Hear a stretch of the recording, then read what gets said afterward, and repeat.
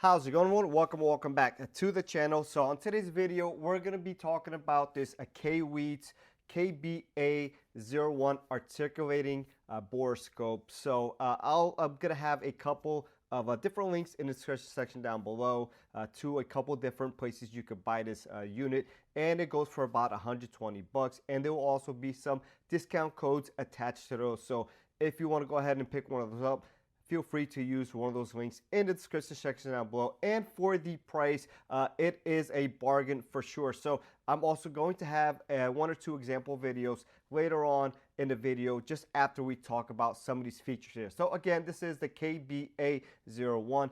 The screen is 4.3 inches. Camera diameter is 8 millimeters. Image resolution is 1920 by 1080. Sensor CMOS. Viewing angle is 70 degrees. It is waterproof grade IP67, and operating temperature between 32 and 113 degrees Fahrenheit, which is more than reasonable. Camera itself between 32 and 176, which is pretty high and reasonable as well.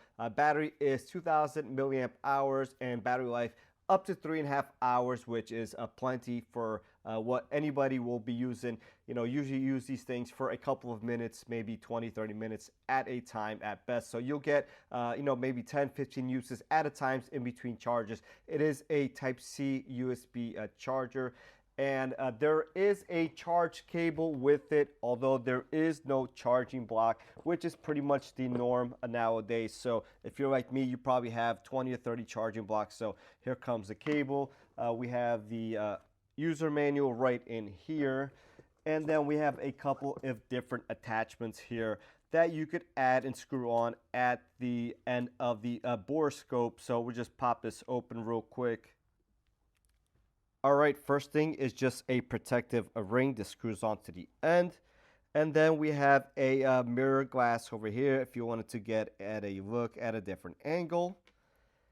And then we have a magnetic tip. If you were to drop something, you could use this to help you pick it up, as well as a hook. So definitely 4 useful tools right there. So let's go ahead and get this thing powered up.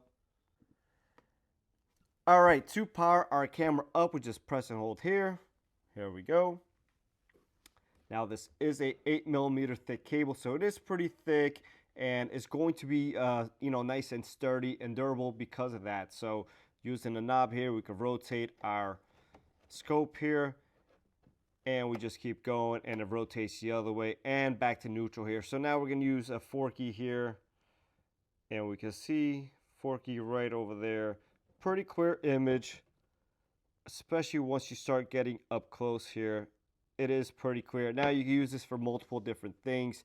I'm going to be using it on automotive vehicles. So for example, evap systems, make sure something's leaking or smoking where I can't reach my hands or see. Also for detecting coolant going inside of chambers or scratches or anything of that nature.